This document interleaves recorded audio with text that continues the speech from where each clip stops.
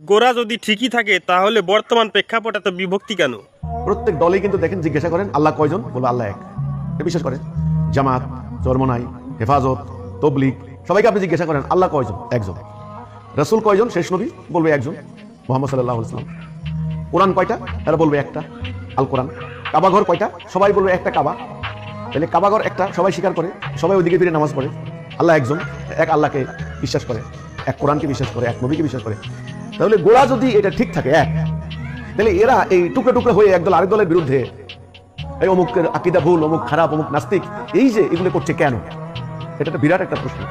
কারণ হচ্ছে ইসলামের যে বুনিয়াদ তাওহীদ, লা ইলাহা ইল্লাল্লাহ, আল্লাহর বিধান ছাড়া কারো বিধান মানি না, আল্লাহর বিধান, এই জায়গা থেকে সরে যাওয়ার কারণে এগুলি হচ্ছে।